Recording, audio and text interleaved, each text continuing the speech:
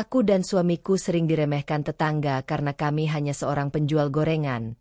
Tapi siapa sangka kami bisa pergi haji dari gerobak tua itu.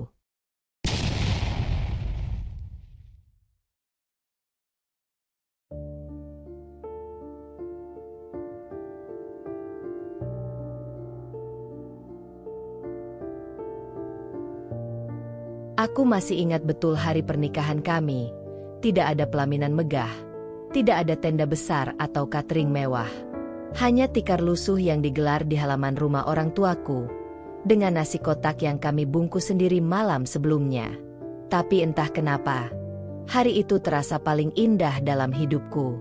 Bayu duduk di sampingku, mengenakan batik pinjaman dan senyum yang tak pernah lepas dari wajahnya. Kami memang tidak punya banyak. Tapi kami punya mimpi yang sama, membangun hidup dari apapun yang kami miliki, sekecil apapun itu. Seminggu setelah menikah, kami mulai mencari penghidupan. Bayu bilang, kita jangan gengsi, yang penting halal. Maka mulailah kami berjualan gorengan. Gerobaknya pun bukan milik kami awalnya. Kami meminjam dari Pak Iwan, tetangga lama yang sudah pensiun dari dunia gorengan karena sakit lutut. Gerobaknya tua, rodanya sering macet, dan catnya sudah mengelupas. Tapi buat kami, itu seperti gerbang ke arah kehidupan baru. Pagi-pagi kami bangun, menyiapkan adonan, mengupas singkong, mengiris tempe, dan menakar sambal kacang. Aku yang bagian masak, Bayu yang dorong gerobak dan layani pembeli. Kadang jualan hanya cukup untuk makan hari itu. Kadang ada sisa sedikit buat beli minyak atau gas besok. Tapi kami tak pernah mengeluh. Aku dan Bayu percaya, selama kami bekerja keras dan jujur, rezeki akan datang, sekecil apapun. Malam-malam kami habiskan duduk berdua di beranda kecil rumah kontrakan, membahas hari ini dan merancang esok hari. Di situ, aku benar-benar merasa kaya.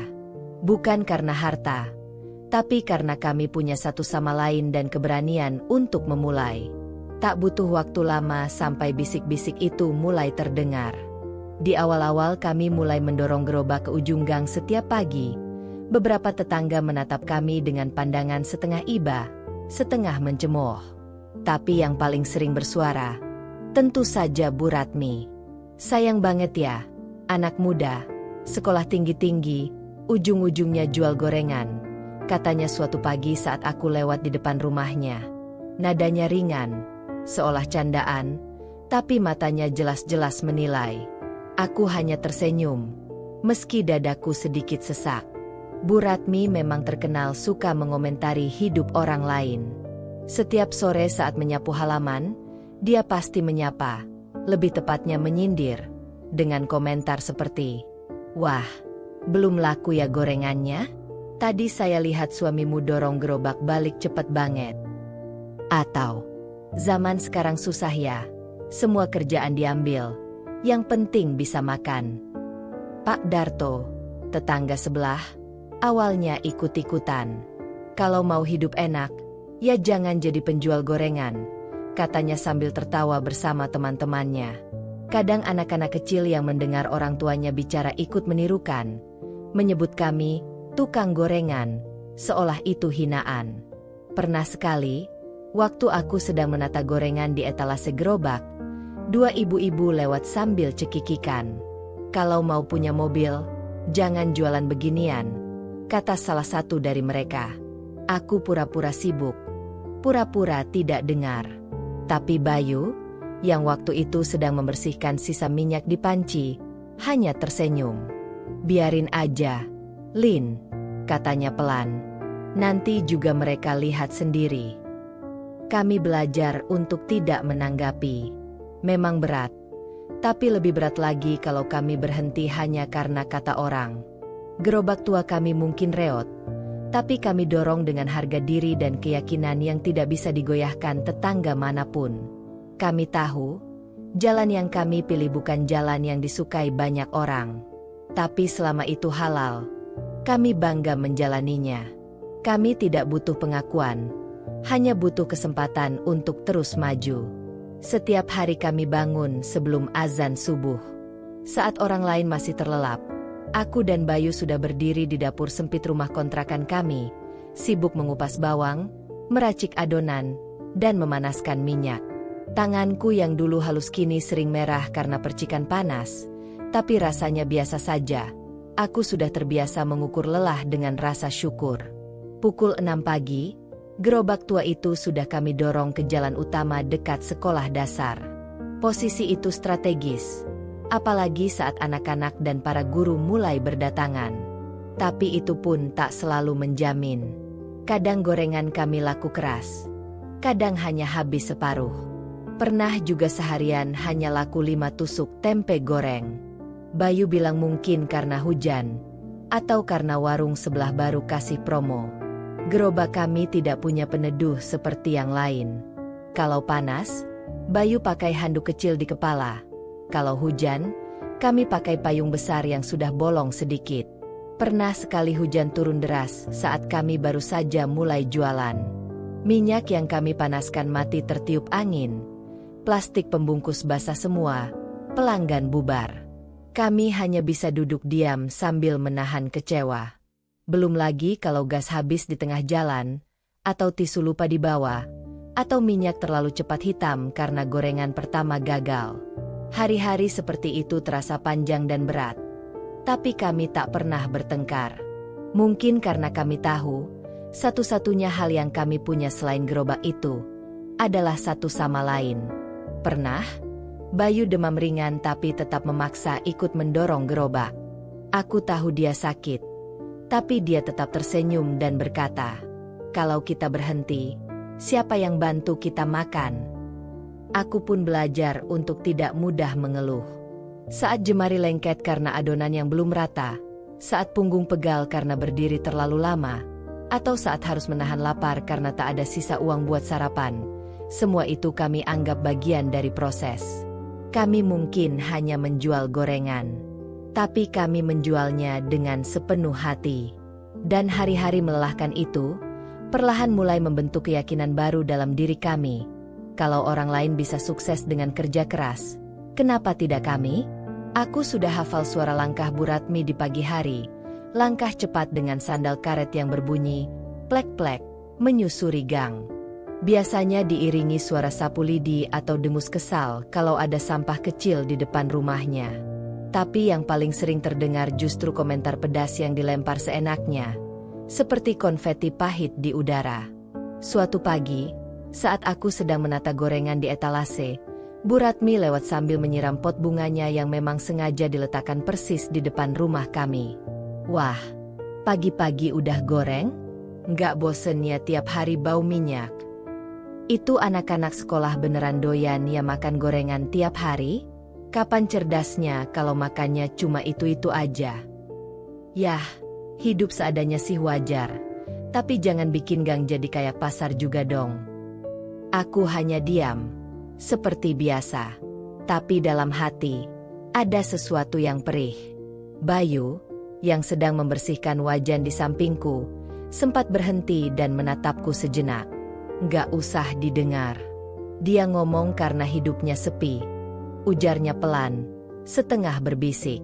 Memang, Bu Ratmi tinggal sendiri sejak suaminya meninggal dan anak-anaknya merantau. Tapi tetap saja, ucapannya selalu berhasil menggores, apalagi kalau sudah membawa-bawa soal masa depan. Pernah, waktu kami baru saja selesai jualan dan hendak masuk rumah, Bu Ratmi nyeletuk sambil menyapu. "Kalian tuh rajin." "Iya, tapi masa iya orang jualan gorengan bisa punya masa depan? Nggak mungkin naik haji lah. Paling mentok yang ngontrak seumur hidup." Kata-kata itu menghantam keras. Mungkin karena diucapkan tanpa ragu, tanpa peduli. Mungkin karena diam-diam, aku juga sering bertanya dalam hati, benarkah jalan yang kami pilih bisa membawa kami kemana-mana?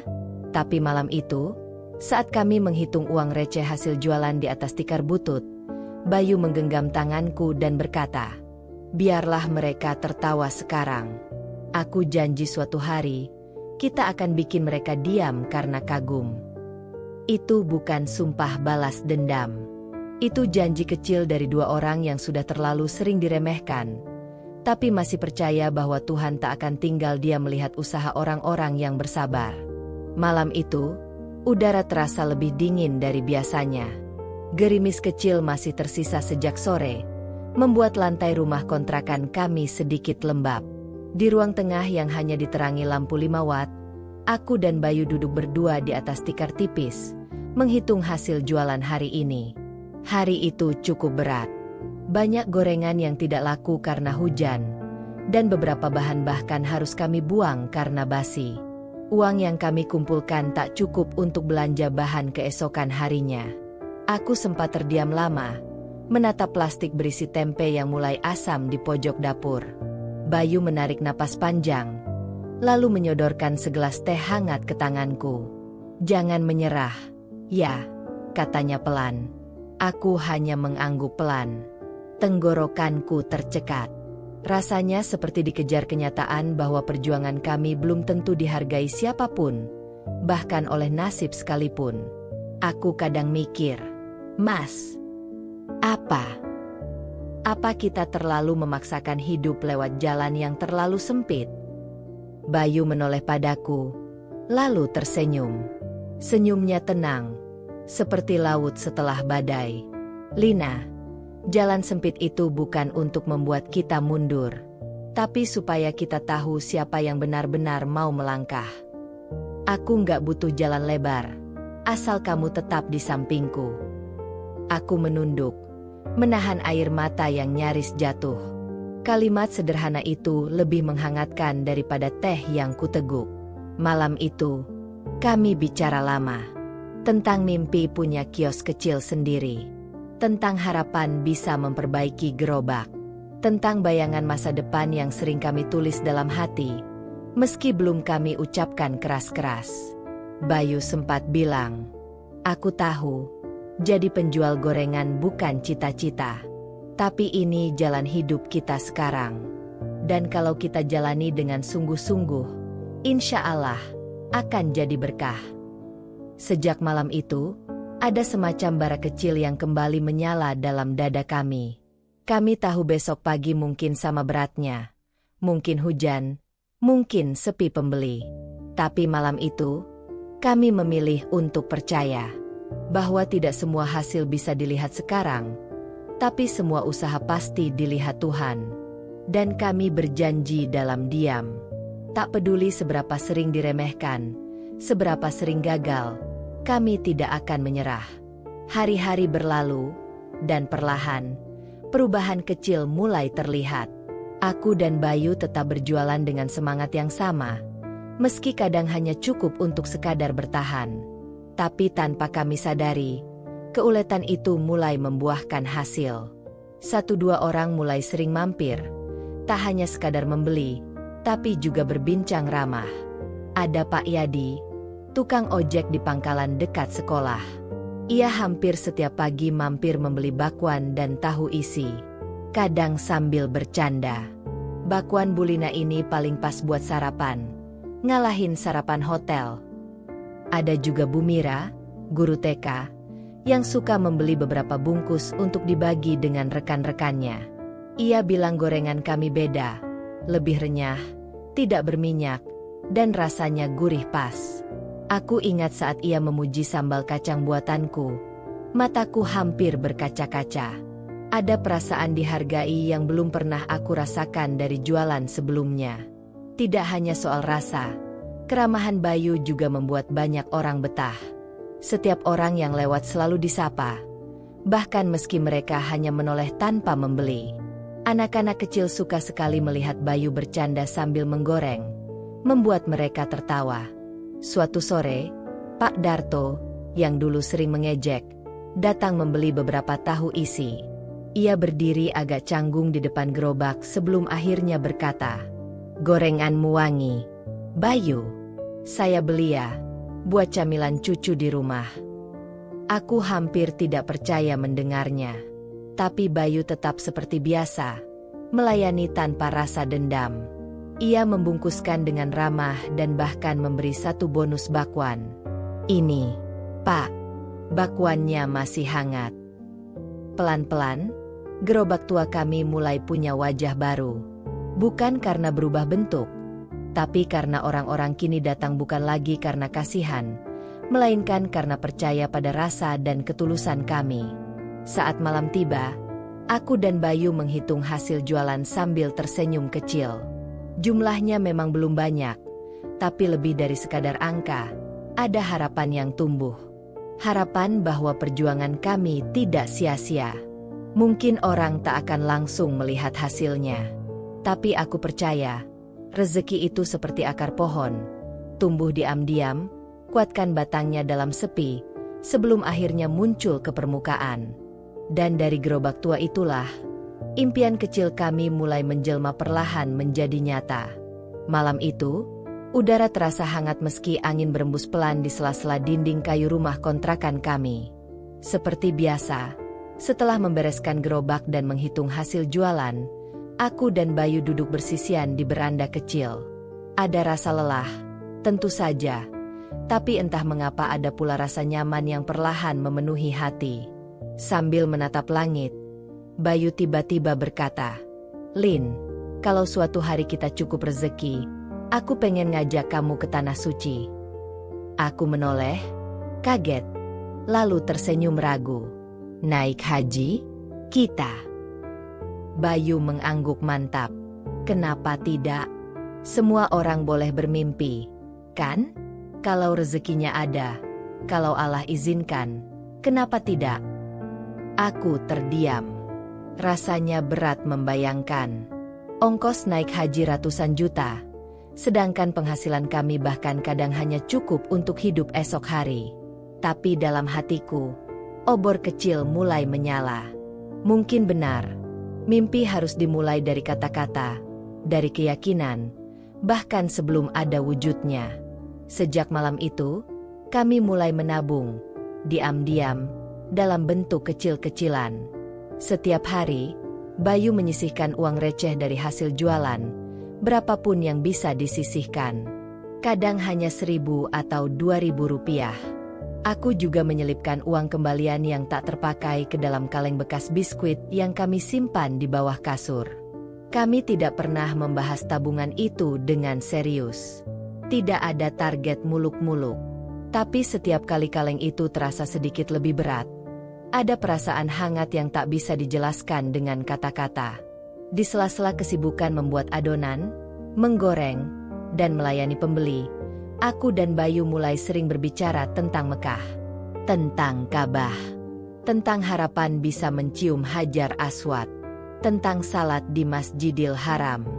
Kadang, saat tengah malam aku terbangun dan melihat Bayu masih terjaga, aku tahu dia sedang menghitung uang receh itu dalam hati, membayangkan masa depan yang terasa jauh tapi juga dekat sekaligus. Kami tidak tahu kapan. Bisa 5 tahun, 10 tahun, atau lebih. Tapi kami percaya satu hal, tidak ada mimpi yang terlalu tinggi untuk orang yang mau berjuang dengan sungguh-sungguh. Dan di beranda kecil itu, di antara bau minyak goreng yang masih menempel di pakaian kami, sebuah janji sederhana terukir dalam diam. Kami akan sampai ke Tanah Suci suatu hari nanti. Dengan tangan yang pernah lelah mendorong gerobak tua ini. Suatu pagi, saat kami seperti biasa bersiap berjualan, suara krek tajam terdengar dari salah satu roda gerobak. Aku dan Bayu saling berpandangan. Jantungku langsung berdegup kencang. Kami berusaha memperbaikinya, tapi ternyata poros roda sudah retak parah. Bahkan rangka kayu bagian bawah pun mulai rapuh termakan usia. Gerobak tua kami, satu-satunya alat kami mencari nafkah, sekarang sekarat. Bayu memeriksa sambil mengelap keringat. "Kalau dipaksa terus, bisa patah semua, Lin," katanya, pelan. "Kita harus segera perbaiki." Kami pergi ke bengkel gerobak di pinggir pasar. Tukang bengkel itu memeriksa dan menggeleng. "Kalau mau bagus, sekalian ganti setengah bodi. Biayanya sekitar 1,5 juta, Mas." Aku menelan ludah. Jumlah itu bukan angka kecil buat kami. Dan lebih menyakitkannya lagi, tabungan kecil yang kami simpan untuk pergi haji jumlahnya kira-kira sama. Dalam perjalanan pulang, Bayu diam saja. Aku pun begitu. Rasanya seperti harus memilih antara melanjutkan impian kami atau menyelamatkan penghidupan sehari-hari. Malamnya, kami membuka kaleng tabungan itu. Uang receh dan lembaran-lembaran kecil memenuhi lantai, membentuk tumpukan sederhana tapi berharga. Aku menahan napas saat melihatnya, seolah setiap koin di situ membawa doa kami selama ini. Kalau kita pakai uang ini, kita bisa perbaiki gerobak. Besok jualan-jalan lagi, kataku pelan. Bayu mengangguk, tapi wajahnya berat. Lalu ia berkata, tapi kalau kita pakai ini, berarti kita mundur satu langkah dari impian kita. Aku menggenggam tangannya. Impian itu bukan cuma soal pergi haji. Impian kita juga soal bertahan. Mas, kita perbaiki dulu hidup kita, baru melangkah lagi. Akhirnya, setelah berbicara panjang lebar dan menimbang-nimbang dengan berat hati, kami membuat keputusan. Kami akan tetap memperbaiki gerobak, tapi bukan dengan mengambil semua isi tabungan. Bayu berusaha meminjam sedikit uang dari teman sesama pedagang, cukup untuk perbaikan darurat. Sisanya, kami ambil sebagian kecil dari tabungan itu, dengan niat kuat menggantinya segera. Kami berjanji, uang haji itu harus tetap ada. Walau hanya tersisa recehan, itu tetap harus hidup. Beberapa hari kemudian, gerobak kami bisa berdiri lagi. Masih tua, masih sederhana, tapi lebih kokoh. Dan yang lebih penting, semangat kami pun ikut kokoh kembali. Kami belajar satu hal. Mimpi besar memang butuh perjuangan.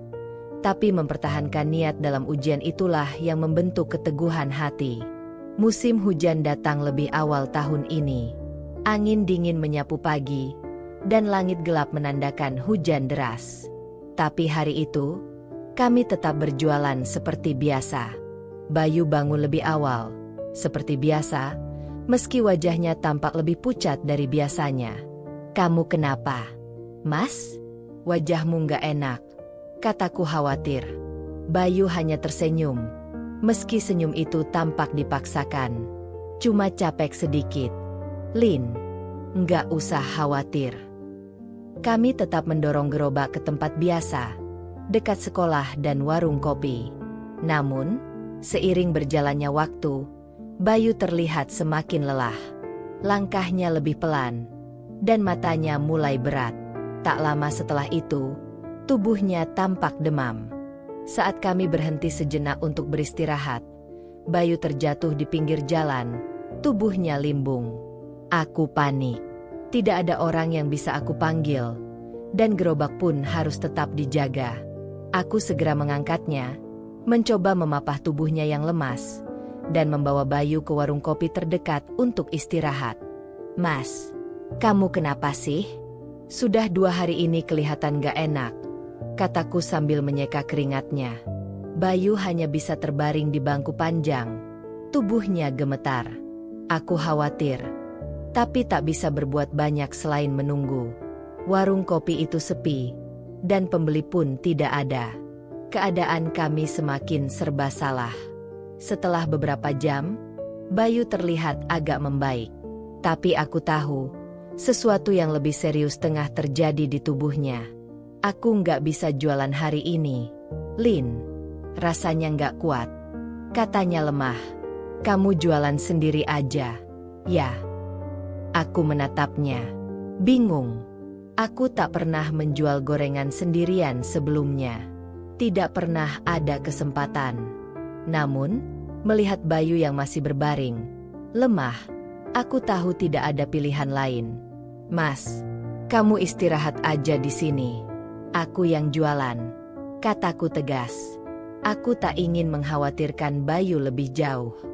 Dengan hati yang berat, aku mendorong gerobak sendirian. Gerobak yang semula hanya aku dorong berdua, kini terasa begitu berat. Tapi aku tahu, aku harus kuat. Aku tidak punya pilihan selain tetap berdiri di sana, meskipun angin hujan semakin kencang dan jalanan sepi. Seharian aku berdiri sendiri, melayani pembeli yang sedikit demi sedikit datang. Hujan tak kunjung berhenti, dan beberapa gorengan kami terendam air. Namun, aku tetap bertahan. Setiap gorengan yang laku, aku simpan sedikit ke dalam kantong plastik, berharap bisa memberinya makan saat Bayu sudah mulai membaik. Pulang malam itu, dengan langkah lelah dan badan yang pegal, aku kembali ke rumah dengan hati yang cemas. Bayu masih terbaring di kasur, tubuhnya lebih lemah, tapi matanya tetap terbuka.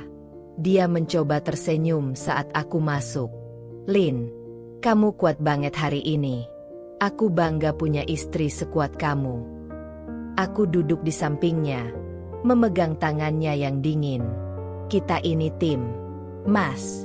Aku nggak bisa tanpa kamu, dan kamu nggak bisa tanpa aku. Kalau kita jatuh, ya kita bangkit bareng-bareng." Walau malam itu kami hanya bisa tidur dengan perasaan cemas, aku tahu satu hal, kami akan melewati ini bersama. Tidak ada yang lebih kuat dari niat kami untuk tetap bertahan. Dan meskipun kami menghadapi ujian berat, aku percaya bahwa hari esok akan lebih baik. Hari-hari setelah Bayu sakit berjalan lambat. Meski kondisinya mulai membaik, tubuhnya belum sepenuhnya pulih. Bayu tetap ingin membantu, namun aku bisa merasakan kelelahan yang mendera tubuhnya. Dan sementara itu, gerobak tua kami masih terancam rusak. Meski sudah diperbaiki, kerusakannya tampak semakin parah.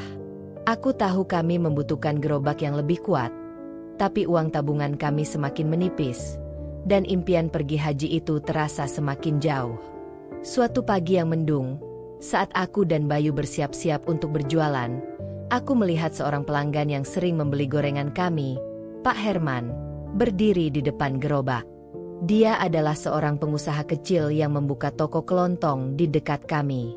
Biasanya dia datang hanya untuk membeli beberapa bungkus gorengan untuk sarapan. Namun, hari itu ada yang berbeda. Pak Herman terlihat lebih serius. Matanya penuh perhatian saat memandang gerobak kami yang sudah semakin reot. "Gerobak kalian ini sudah lama banget ya, Bayu?" tanyanya sambil menatap gerobak yang tampak goyah di atas roda. "Iya, Pak. Udah hampir rusak total. Tapi ya gimana lagi, kami masih nggak punya uang buat beli yang baru," jawab Bayu dengan nada ringan, meski jelas ada kerisauan di matanya. Pak Herman terdiam sejenak, lalu mengangguk pelan.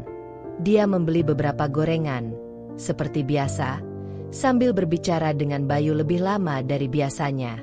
"Kalau kalian butuh gerobak baru, saya bisa bantu," katanya tiba-tiba. Suara yang agak serius membuatku terkejut. Aku menoleh. "Bantu bagaimana, Pak?" Pak Herman tersenyum, tapi kali ini ada kesungguhan di wajahnya. "Saya tahu kalian berdua keras bekerja.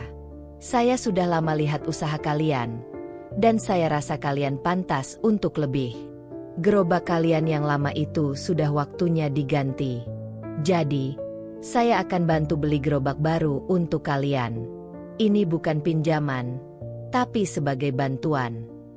Aku hampir tidak percaya mendengarnya. "Pak Herman, tapi bagaimana bisa?" Pak Herman menepuk-nepuk bahu Bayu. "Jangan dipikirkan dulu. Cuma sedikit bantu supaya kalian bisa terus berjualan dengan lebih lancar.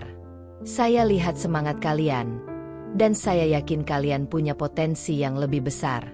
Ini dari saya untuk kalian, karena saya percaya pada kerja keras kalian."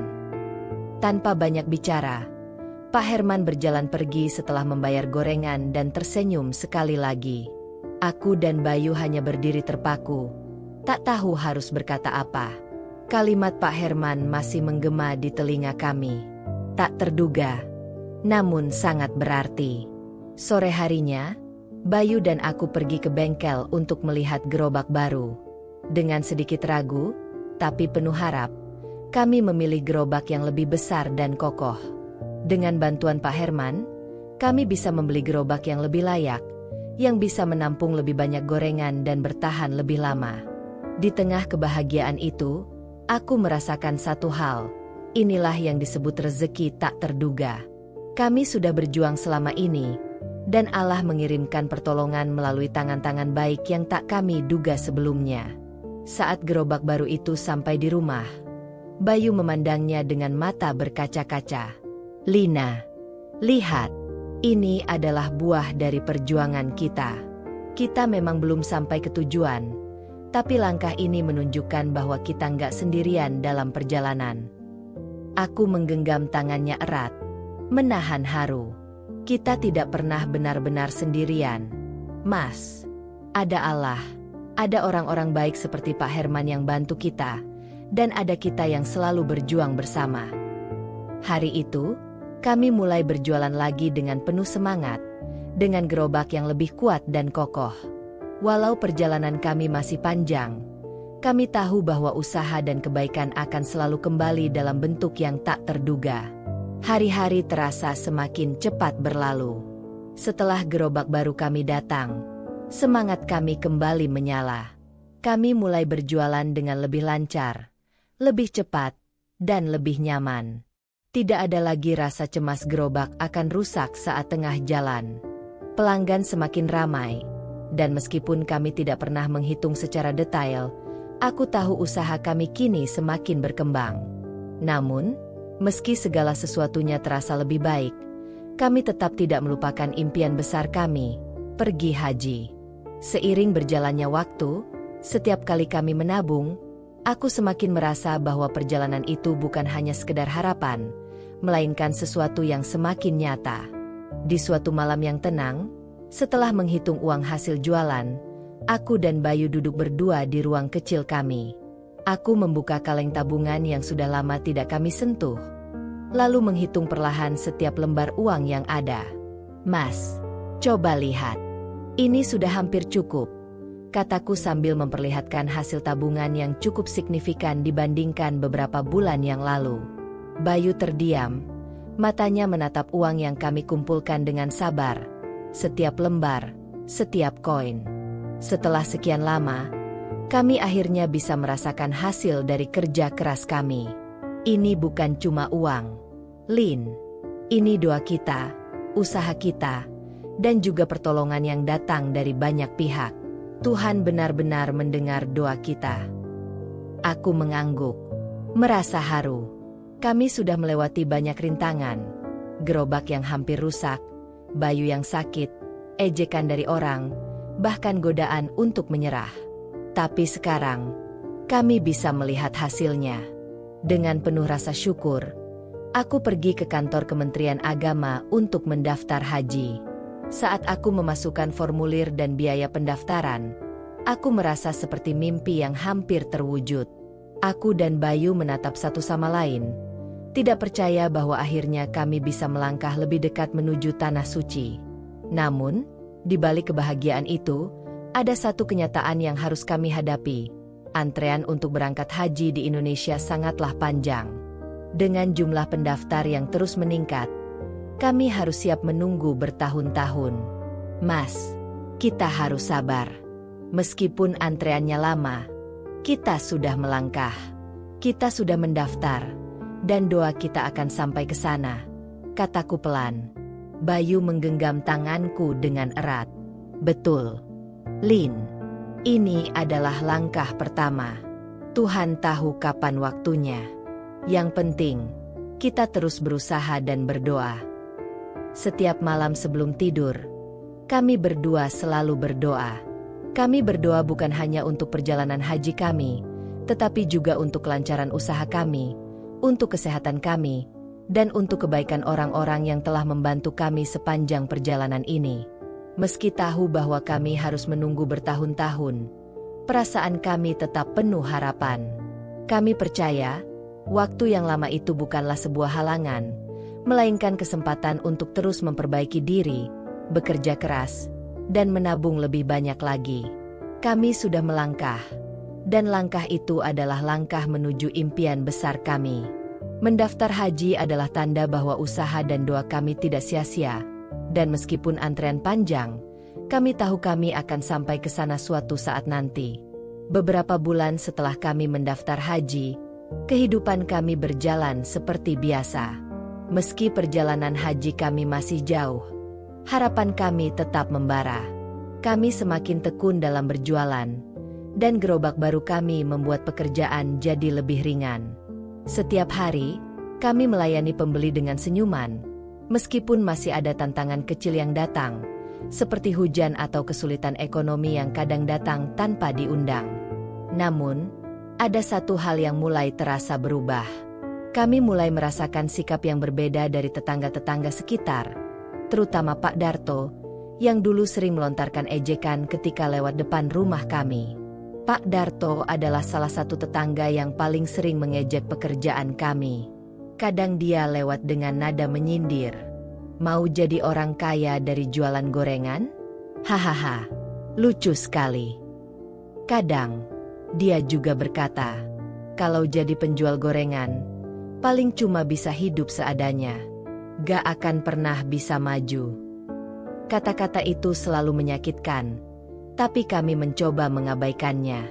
Kami tahu bahwa Bayu dan aku tidak berjualan karena ingin dilihat orang, tetapi karena ini adalah usaha kami untuk bertahan hidup dan meraih impian kami. Namun, seiring waktu, perubahan mulai terlihat. Suatu pagi, saat aku sedang menyiapkan adonan dan Bayu sedang menyalakan kompor di depan rumah, Pak Darto datang dan berhenti di depan gerobak kami. Aku terkejut, karena biasanya dia hanya lewat tanpa menyapa. Lin, Bayu, gue beli gorengannya, katanya dengan suara yang agak canggung. Pagi-pagi gini, enak juga buat sarapan. Bayu dan aku saling pandang, sedikit bingung dengan sikap Pak Darto yang tiba-tiba berubah. Bayu tersenyum dan mengangguk. Tentu, Pak. Mau yang mana? Semua gorengannya fresh. Pak Darto memesan beberapa bungkus, dan aku langsung menyiapkannya dengan senyum. Sebelumnya, Pak Darto hanya membeli gorengan kami kalau ada acara di lingkungan, dan itu pun lebih karena terpaksa. Tapi kali ini, dia datang tanpa ada acara, hanya untuk membeli gorengan kami sebagai sarapan. Setelah beberapa hari, Pak Darto kembali lagi. Tidak hanya membeli gorengan, tetapi juga mengajak tetangga-tetangga lain untuk mencicipi. Semakin hari, dia semakin sering datang, dan sikapnya berubah 180 derajat. Tidak lagi ada sindiran atau ejekan, justru sebaliknya. Dia mulai berbicara lebih baik tentang usaha kami. Gorengan kalian enak banget. Yah, dari dulu sih selalu enak. Cuma sekarang rasanya makin beda aja. Kayaknya bisnis kalian makin lancar. Ya? Kata Pak Darto suatu sore, sambil duduk di depan rumah kami, menikmati gorengan sambil mengobrol. Kami hanya tersenyum, merasa ada kelegaan dalam hati. Ternyata, kerja keras kami mulai dilihat. Bahkan Pak Darto, yang dulu selalu meremehkan, kini tidak hanya membeli gorengan, tetapi juga sering membantu kami dengan menyebarkan informasi ke tetangga-tetangga lain tentang gorengan kami yang enak. Kalau kalian lagi kekurangan, jangan malu-malu ya. Kalau butuh apa-apa, gue bantu, kata Pak Darto suatu hari, setelah beberapa kali datang. Pak Darto memang bukan orang yang banyak bicara tentang uang atau memberi bantuan materi, tetapi tawaran itu, meskipun sederhana, terasa sangat berarti. Kami tahu dia tidak lagi menganggap kami sebagai orang yang hanya jual gorengan, melainkan sebagai seseorang yang bisa dihormati karena kerja keras dan keteguhan hati.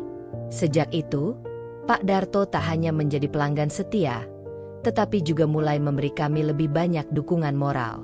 Dia mulai berbicara lebih baik tentang usaha kami kepada tetangga yang lain, dan bahkan mendorong mereka untuk mendukung kami. Kadang, dia juga datang dengan cerita-cerita ringan yang membawa tawa, membuat suasana semakin akrab. Kami tahu, perubahan sikap Pak Darto bukan hanya karena usaha kami yang semakin berkembang, tetapi karena kami tetap teguh pada prinsip kami meskipun sering dipandang sebelah mata. Kami tidak pernah menyerah, dan akhirnya, kebaikan itu datang dengan sendirinya. Meskipun banyak tetangga yang mulai menghargai usaha kami, dan meskipun beberapa orang yang dulu meremehkan mulai berubah sikap, ada satu orang yang tetap mempertahankan pandangannya. Bu Ratmi. Dia adalah tetangga yang selalu merasa paling tahu segalanya, dan tidak pernah ragu untuk memberikan komentar yang bisa dibilang tidak terlalu mendukung. Bu Ratmi adalah sosok yang tidak pernah bisa diam kalau melihat orang lain sukses, bahkan sedikit. Dan meskipun banyak yang mulai memuji usaha kami, Bu Ratmi masih suka melontarkan kata-kata yang bisa membuat siapapun merasa tidak nyaman. Misalnya, saat ada tetangga yang datang membeli gorengan kami, Bu Ratmi selalu saja mengomentari, "Oh, kamu beli gorengan di sini? Dari Bayu sama Lina itu? Ya, bisalah ya. Cuma gorengan, nggak ada yang istimewa," ujarnya dengan nada menyindir sambil lewat depan rumah kami. Aku dan Bayu hanya bisa tersenyum mendengar komentar itu. Kami sudah terbiasa dengan sikap Bu Ratmi, dan walau kadang itu membuat hati sedikit kesal, kami memilih untuk tidak menghiraukannya. Suatu hari, saat aku dan Bayu sedang duduk di depan rumah, Bu Ratmi datang lagi sambil menggendong tas belanjaan besar. Melihat kami yang sedang duduk santai, dia menyapa dengan nada yang agak tinggi. "Lina, Bayu, kalian masih jualan gorengan itu ya? Wah, nggak malu ya? Sih, nggak bosan-bosan aja terus jualan begitu," katanya sambil tersenyum sinis. Aku mencoba tidak terpengaruh. Bayu juga hanya mengangguk, tetap tenang seperti biasa. "Iya, Bu, kami masih jualan. Gorengannya laris, alhamdulillah," jawab Bayu dengan nada santai. "Laris? Ah, nggak ngerti saya. Kalau kalian bisa naik haji dari jualan gorengan itu, baru saya percaya," tambah Bu Ratmi dengan tawa kecil yang terdengar sinis. Kami berdua saling pandang sejenak.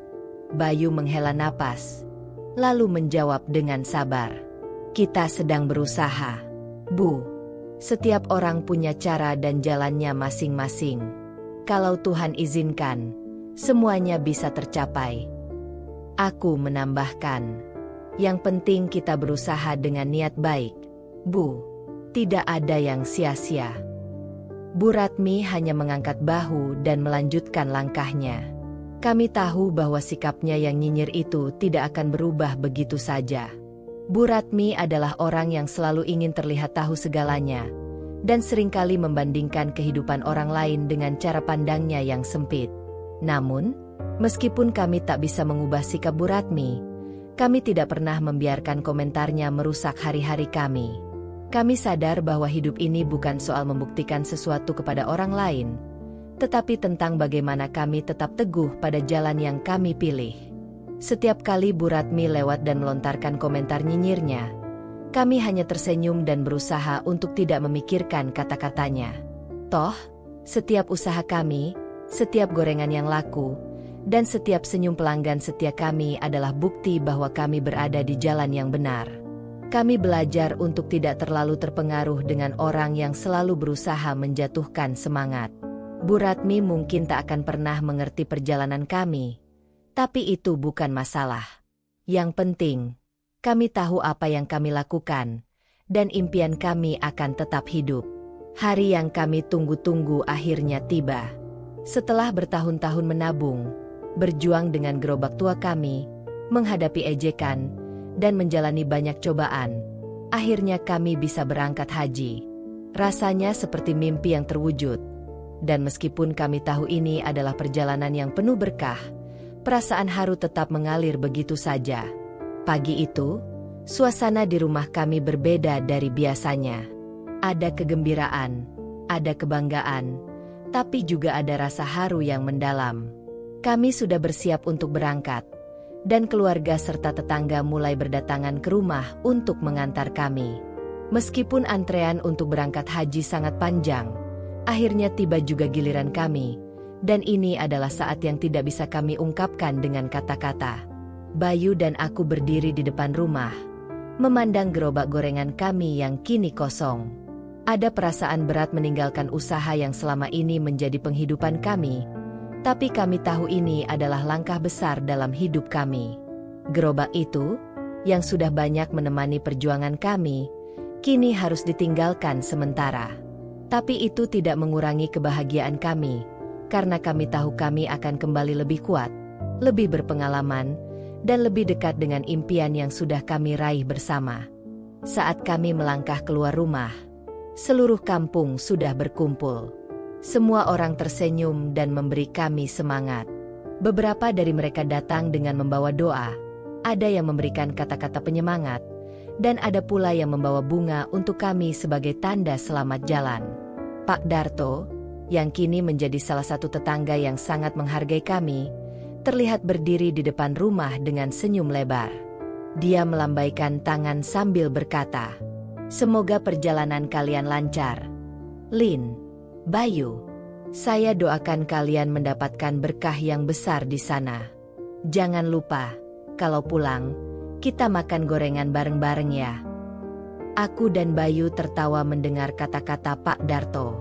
Rasanya semua yang kami perjuangkan selama ini, meskipun dengan banyak rintangan, terasa lebih berarti karena dukungan orang-orang di sekitar kami. Di sisi lain, Bu Ratmi, yang meskipun dulu sering nyinyir, juga berdiri di depan rumah kami, kali ini dengan ekspresi yang berbeda. Dia menyapa kami dengan lebih lembut. "Semoga perjalanan kalian diberkahi. Ya, semoga impian kalian tercapai." Aku hanya bisa mengangguk dan tersenyum. Meskipun dulu sering merasa terluka oleh kata-kata Bu Ratmi, sekarang aku hanya merasakan kedamaian. Ini adalah momen kami, dan kami sudah sampai di titik ini berkat kerja keras dan keteguhan hati. Setelah berpamitan dengan semua orang, kami naik ke mobil yang akan mengantar kami ke bandara. Ketika mobil mulai melaju, aku menatap Bayu, yang duduk di sampingku. Matanya yang berkaca-kaca mencerminkan perasaan yang sama dengan yang ada di hatiku. Haru dan bahagia. "Lin, kita benar-benar sudah sampai di sini, ya? Haji, impian yang kita impikan bersama selama ini," kata Bayu dengan suara penuh emosi. Aku menggenggam tangannya erat. "Iya, Mas. Ini perjalanan kita. Perjalanan yang penuh berkah. Terima kasih sudah selalu bersabar dan berjuang bersama. Ini bukan hanya impian aku dan kamu. Ini impian kita berdua." Saat kami tiba di bandara, suasana semakin terasa penuh haru. Kami berjalan menuju ruang tunggu, sementara orang-orang yang mengantar kami masih berdiri di luar, melambaikan tangan. Kami tahu, di balik perjalanan panjang ini, kami membawa doa dan harapan banyak orang.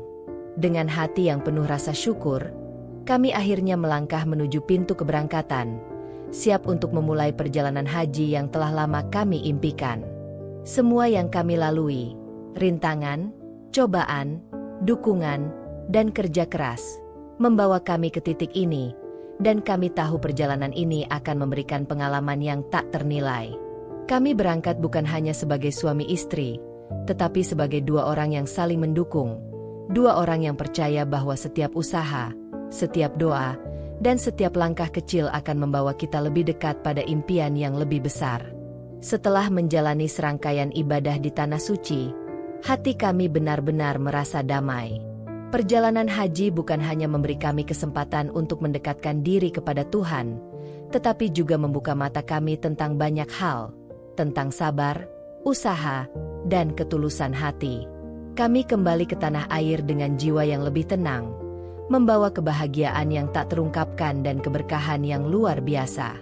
Saat kami tiba di kampung, suasana berbeda. Banyak tetangga yang menyambut kami dengan senyum hangat dan penuh rasa hormat. Ada yang memberi kami ucapan selamat. Ada yang menyalami dengan tangan yang penuh kekaguman. Kami tidak bisa menahan rasa haru melihat perubahan sikap mereka. Pak Darto, yang dulunya sering mengejek kami, kini menjadi orang pertama yang menghampiri kami. "Selamat datang pulang, Lin, Bayu. Alhamdulillah, kalian sudah kembali dengan selamat. Saya benar-benar kagum dengan semangat kalian," katanya dengan tulus. Kami tersenyum, merasa dihargai lebih dari sebelumnya. "Terima kasih, Pak Darto. Ini semua berkat doa dan dukungan semua orang di sini." Meskipun banyak yang melihat perjalanan kami ke Tanah Suci sebagai prestasi, kami tahu bahwa apa yang membuat mereka terinspirasi bukan hanya karena kami pergi haji. Itu hanyalah salah satu buah dari kerja keras kami selama bertahun-tahun. Mereka mulai menghargai kami bukan hanya karena kami sudah melaksanakan ibadah haji, tetapi karena kami telah membuktikan bahwa kesuksesan datang dari usaha yang tak kenal lelah dan keteguhan hati. Beberapa tetangga mulai datang ke rumah kami, berbicara tentang bagaimana mereka merasa termotivasi oleh perjuangan kami. Bahkan Bu Ratmi, yang dulu selalu mengkritik dan menyindir, kini datang dengan sikap yang lebih lembut. Saya harus mengakui, Lina, Bayu, dulu saya sering meremehkan kalian, tapi sekarang saya benar-benar melihat bahwa kalian luar biasa. Anda berdua adalah contoh ketekunan dan semangat yang patut diteladani. Kami hanya bisa tersenyum. Tidak ada rasa kesal atau dendam dalam hati kami. Semuanya sudah berlalu, dan kami tahu bahwa hidup ini adalah perjalanan yang penuh dengan perubahan. Kami bukan lagi orang yang dipandang sebelah mata, tapi orang yang dihargai atas kerja keras, ketekunan, dan ketulusan. Sekarang, usaha kami telah berkembang lebih pesat. Gerobak yang dulu kami anggap sebagai alat perjuangan yang sederhana, kini menjadi simbol dari kerja keras kami yang tak pernah menyerah. Kami memutuskan untuk membuka usaha lebih besar, menambah variasi makanan, dan menyewa tempat yang lebih besar. Kami juga sering membagikan pengalaman kami tentang bagaimana perjuangan dan doa bisa membawa hasil yang luar biasa, agar orang lain pun terinspirasi untuk terus berjuang. Kami tidak mengharapkan pujian atau penghormatan. Yang kami inginkan adalah agar orang-orang di sekitar kami tahu bahwa apapun pekerjaan yang kita pilih, jika dilakukan dengan tekun dan penuh semangat, pasti akan mendatangkan hasil. Kami ingin menunjukkan bahwa tidak ada pekerjaan yang hina, selama itu dilakukan dengan hati yang tulus dan niat yang baik. Dengan kembali dari Tanah Suci, kami merasa lebih kuat, lebih siap untuk menghadapi tantangan baru, dan lebih menghargai setiap langkah kecil yang telah membawa kami sampai di titik ini. Perjalanan kami belum berakhir. Masih banyak impian yang ingin kami capai, masih banyak langkah yang harus kami ambil. Tapi yang pasti, kami tahu bahwa kami tidak sendirian. Kami bersama-sama, dan dengan kerja keras, doa, serta dukungan orang-orang di sekitar kami, tak ada yang tidak mungkin. Perjalanan hidup seringkali penuh dengan tantangan dan ujian. Namun, jangan pernah merasa rendah diri atau takut untuk memulai, apapun latar belakangmu. Setiap langkah kecil yang kita ambil dengan niat baik dan kerja keras, pada akhirnya akan membawa kita menuju tujuan besar. Ingatlah, tidak ada pekerjaan yang hina jika dilakukan dengan penuh semangat dan ketulusan. Tetap berjuang, tetap percaya pada diri sendiri, dan jangan takut untuk bermimpi besar. Semua yang kita lakukan dengan hati akan membawa hasil yang luar biasa. Jika kamu merasa terinspirasi oleh cerita ini, jangan lupa untuk like, komen, dan subscribe untuk mendapatkan lebih banyak kisah-kisah inspiratif yang bisa memberi semangat dalam perjalanan hidupmu. Terus dukung kami, dan mari berbagi semangat untuk terus berusaha dan mencapai impian. Terima kasih sudah menonton, dan sampai jumpa di cerita berikutnya.